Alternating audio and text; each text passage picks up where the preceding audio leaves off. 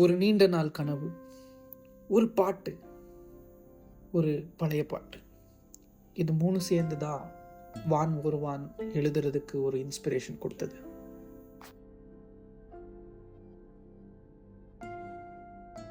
வணக்கம் நேர்களே, நான் உங்கள் ஆர்ஜே பேசுகிறேன். அதாவது இந்த வீடியோ, இந்த சீரீஸ், அதாவது வான் வருவான் நம்ம சேர்ந்து எடுக்கிற ஒரு ஷார்ட் ஃபிலிமை இன்னைக்கு டிஸ்கஸ் பண்ண போகிறோம். என்னோட ரைட்டிங் ப்ராசஸை வெளிப்படுத்த தான் இந்த ஹோல் வீடியோ இருக்க போகுது. ஃப்ரம் த டைம் பிகினிங் எனக்கு இன்ஸ்பிரேஷன் வந்தது தமிழ் சினிமாலன்னா, தமிழ் சினிமாவில் ஜானர் ஷிஃப்ட்ஸ் நிறைய இருக்கும். தமிழாகட்டும் இல்லை ஓல்டு சவுத் இண்டியன் ஃபில்மாக மொத்தமாக எடுத்தாலே there is a lot of genre shifts. That genre shifts used to entice me. Variety would be there. அதாவது வெரைட்டி இருக்கும்போது ஒரு புது உலகத்தை நம்ம பார்க்கலாம். That is, you can see a new world. That kind of made me interested for becoming a filmmaker, and that's what we are gonna explore today.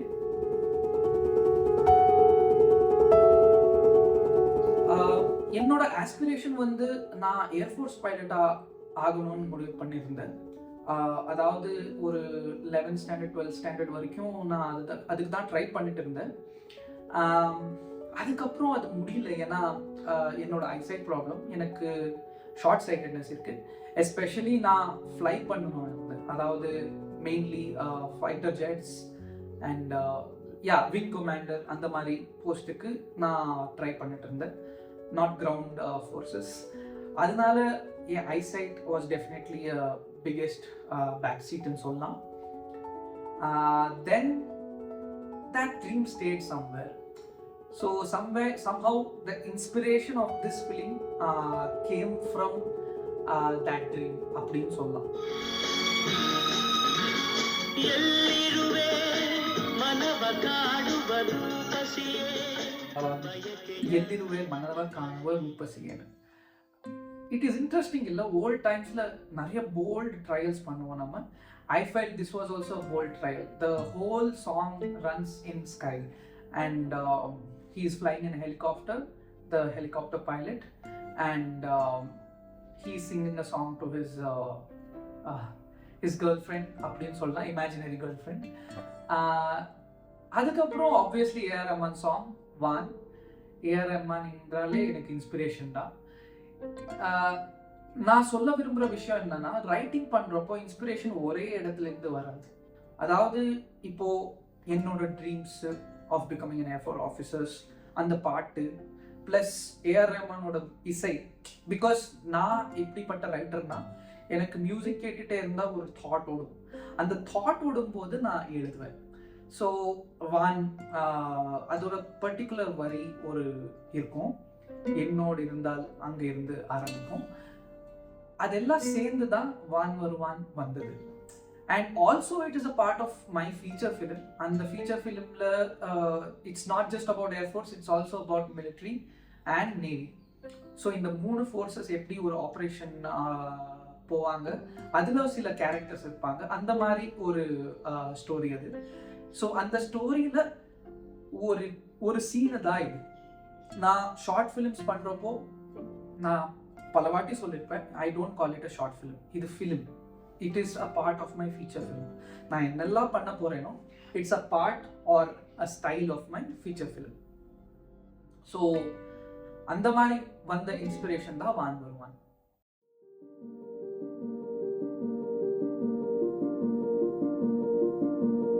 So எழுதுறதுக்கு முன்னாடி நான் என்ன பண்ணுறேன்னா, கேரக்டருக்குள்ளே போவேன். கேரக்டர் தான் ஃபர்ஸ்ட் எழுதுவேன். அண்ட் கேரக்டரில் மிக முக்கியமான ஆஸ்பெக்ட் என்னன்னா back story. So back story என்ன? Back story is nothing but from childhood to now, from the time we were born to now, நம்ம லைஃப்பில் எதெல்லாம் நடந்திருக்கோம். Because of that we take some decisions. Because of that it builds our personality. Personality ஏன்னா நம்ம எப்படி behave பண்ணுறோம், நம்ம எப்படி ட்ரீட் பண்ணுறோம், நம்ம எப்படி ரியாக்ட் பண்ணுறோம், ரெஸ்பாண்ட் பண்ணுறோம், அதெல்லாம் நமக்கு ஒரு பேக் ஸ்டோரியால் தான். அதே மாதிரி நம்ம சும்மா கேரக்டர்ஸ் எடுத்தா அது சும்மா டெப்த் இருக்காம. ஸோ பேக் ஸ்டோரிஸ் எழுதுறது ரொம்ப ரொம்ப முக்கியம். ஸோ ருதிரன்ங்கிற character the air force officer, and there is தேவாங்கிற character who is the love interest of Rudhiran. ரெண்டு பேருக்குமே ஒரு பேக் ஸ்டோரி இருக்கும். அந்த பேக் ஸ்டோரியில டெல்வ் பண்ணா அவங்க எப்படி ரியாக்ட் பண்ணுவாங்க. ஒரு இப்போ உங்களுக்கு இவன் எப்படி ரியாக்ட் பண்றா, இவன் எப்படி ரியாக்ட் பண்றான்னு தெரிஞ்ச உடனே அவங்க ஒரு சிச்சுவேஷனுக்குள்ள வந்தா உங்களுக்கே புரிஞ்சிடும் எப்படி ரியாக்ட் பண்ணுவாங்கன்னு. That will help you right the dialogues. இந்த படத்துல ஒரு சீன், சிம்பிளான சீன் தான் இது. This is again பைலட் ஃபிலிம்னு சொல்ல விரும்புகிறேன். சிம்பிளான சீன். அந்த சீனை எழுதும்போது எனக்கு ஒரு தாட் தோணுச்சு. எப்போவுமே கவிதை எதுக்கு யூஸ் பண்ணும்? நிறைய வாட்டி அப்போல்லாம் கவிதை வாஸ் அ டேலண்ட். இப்போல்லாம் கவிதை அவ்வளோவா யூஸ் பண்ணுறது இல்லை. கவிதை யூஸ் பண்ணாலே கிரிஞ்சுன்னு சொல்லுவாங்க. ஸோ அதனால why that poetry comes into this film. ஆனால் நான் அவ்வளோ நல்லா கவிதை எழுத மாட்டேன். So we needed help. அப்போதான் ஞாபகம் வந்தது என்னோட ஃப்ரெண்ட், நான் மீட் பண்ண ஒரு வெரி குட் ஆர்டிஸ்ட்னு சொல்லலாம், Deva. Deva is a artist from Nirvana tribe. நான் மீட் பண்ணது நிர்வாணா ஓப்பன் மைக்ல பெங்களூர்ல. She was stage performer and also we worked in few films. More of a poetic vibe. ஏன்னா lot of emotions are captured பண்ணலாம், lot of feelings are captured பண்ணலாம், because poets are that we write in words our feelings, and mostly it is so much into this small line. And கவிதை வந்து ரெஃபரன்ஸா use பண்ணிருப்பாங்க. For instance கண்டுகொண்டேன் பாரதிய reference. But period setback இருக்கும்போது, அந்த காலத்துல அப்படின்னு இருக்கும்போது, ஸோ செந்தமிழ் நடை அதை கொண்டு வரும்போது தென் தே யூஸ் போய்ட்ரி. ஒரு மாடர்ன் ஏஜ்ல கவிதை வந்து ப்ராபப்லி லவ் ப்ரொபோசல்ஸ் யூஸ் பண்ணியிருப்பாங்க. But poetry by itself as a story நான் எனக்கு பார்த்தது அட்லீஸ்ட் எனக்கு ஞாபகம் இப்போ வரைக்கும்.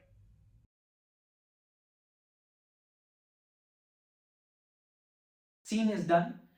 Now is when I add director touch. ஃபிலிம்மேக்கருக்கு ஒரு மிக முக்கியமான டேலண்ட்னா அது ஸ்க்ரீன் பிளே எழுதுறது.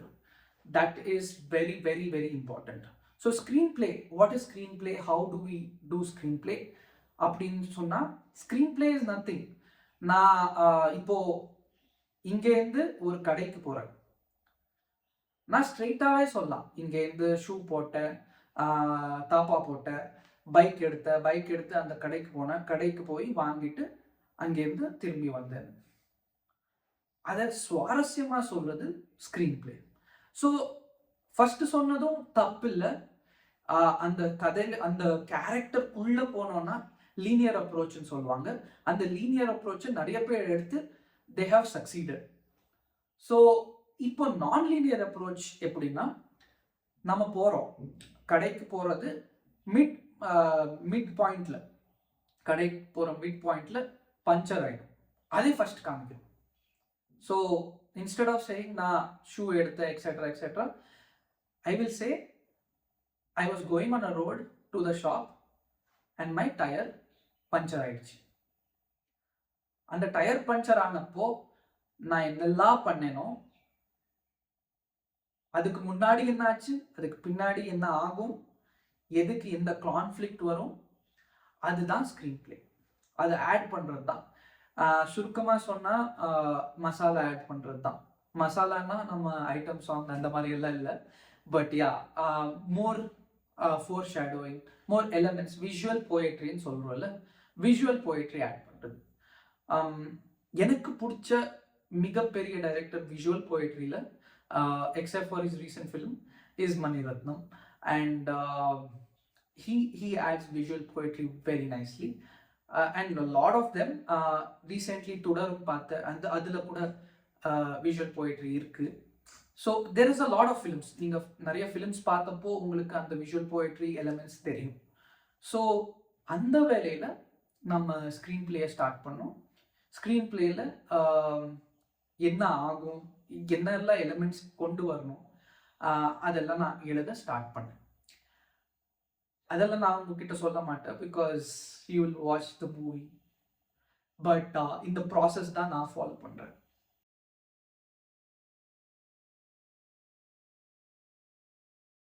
எழுதும்போது when you are writing, don't think about limitations. If you think about limitations, you will run into a writer block faster. Limitations அப்படின்னா, for example, this script, it's an Air Force officer, I should get a fighter jet, but my mind will be like, fighter jet எப்படி எடுத்துட்டு வருவேன், budget இல்லை, etcetera etcetera, அதை வேற மாதிரி எழுதலாம், அது காம்ப்ரமைஸ் ஆகும். தாட் ஃப்ளோ ஆகும்போது எழுதுங்க.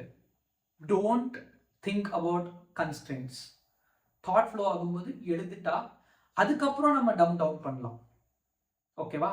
ஸோ இப்போதைக்கு அது எழுதுனா, ஏன் இப்படி சொல்றேன்னா, அந்த தாட் ஃப்ளோவை, அந்த பெரிய தாட்ஸ், அந்த பெரிய இது பேப்பர்ல உங்களுக்கு அந்த கேரக்டரோட டெப்த்தும் ஃபார்ம் ஆகும். ஸோ அதனால அந்த கான்ஸ்ட்ரெயின்ஸ் வைக்காம எழுதுங்க. அதுக்கப்புறம் என்னெல்லாம் முடியுமோ பண்ணுங்க. என்னெல்லாம் சீட் பண்ணலாம். ஃபார் எக்ஸாம்பிள், எனக்கு இப்போ மிகப்பெரிய ப்ராப்ளம் என்ன இந்த ஸ்கிரிப்ட்லன்னா, எனக்கு ஒரு ரன்வே வேணும். அந்த ரன்வே கிடைக்குமா இல்லையா, அது நம்ம பார்க்கலாம். இந்த சேனலை ஃபாலோ பண்ணுங்க, நிறைய வீடியோஸ் வந்துட்டே இருக்கும். நானும் ட்ரை பண்ணிட்டே இருக்கேன் இப்போ இந்த மூமெண்ட்ல. ஸோ அது பார்க்கலாம்.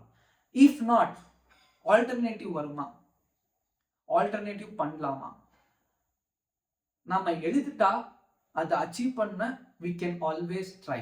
நாங்கள் அங்கேயே கட் பண்ணிட்டா அதுக்கு ஆல்டர்னேட்டிவ் ஃபைண்ட் பண்ண ரொம்ப ரொம்ப கொஞ்சம் டைம் எடுக்கும். அது procrastinate, especially for me who is doing multiple jobs like for survival, that will become like 2 weeks 3 weeks procrastination சொல்லலாம், தள்ளிக்கிட்டே போகும். ஸோ எழுதும்போது ஃபுல்லாக எழுதிடுங்க. That is tip number 1. Tip number 2, back story. நான் சொன்ன மாதிரி don't forget to write back stories. In fact observe பண்ணுங்க, research பண்ணுங்க. இப்போ இந்த மாதிரி ஏர்ஃபோர்ஸ் ஆஃபீஸர் ஆகணும்னு இருந்தேன், நான் ஆகணும்னு இருந்தேன், but I don't know what happens in an air force office are lot of elements that are there in this film which will be revealed in the film. So அது பண்ணுறப்போ எனக்கு நிறைய டேட்டா தேவைப்படுது, like real world data. That can happen with your computer, with your research, with your like you can also observe. நான் வேணும்னே ஏர்போர்ட்டுக்கு போனேன், பிளேன்ஸை பார்ப்பேன், and there is a lot of news articles I read about relevant research for my film. அந்த மாதிரி research பண்ணணும். ஏன்னா real world data will always match the real world. இப்போ நான் இந்த மாதிரி பண்றேன்னா அதுதான் உங்களோட எஃபர்ட். சும்மா we can't just write something. So as much as possible அந்த பேக் ஸ்டோரி, அந்த ரியல் வேர்ல்ட் டேட்டா ரீசர்ச் பண்ணுங்க, so that you are accurate to the real world. அதுக்கு why ன்னு கேட்கலாம். It will relate you to the audience faster because it's a real world and you are showing them a world that they might have not seen. So yeah, or films ku paakalam. For example, இந்த மூவிக்கு பர்டிகுலரா obviously top கன் Maverick, top கன் அந்த மாதிரி படம் பார்த்துருக்கேன். But அந்த மாதிரி scenes எல்லாம் இங்கே வராது. அது ஃபீச்சர் ஃபிலிமில் வரும், ஆனால் இங்கே வராது இந்த ஃபிலிமில். So yeah, that is another trick. Trick number 1, எழுதும்போது thought flow, don't constrain it. Tip number 2, back story எழுதுங்க, பேக் ஸ்டோரிக்கான ரீசர்ச் பண்ணுங்க. Tip number 3, and screenplay is very very important. So இதோட நான் என் வீடியோவை முடிக்கிறேன். இது உங்களுக்கு உதவிருக்கும், it might have helped you ன்னு நினைக்கிறேன். And please follow me and please subscribe to my channel. Call sign RJ 2, Instagramலையும் யூடியூப்லையும். this is a journey I'm starting from scratch and you guys will be my support பண்ணுவீங்கன்னு நம்புறேன். Thank you.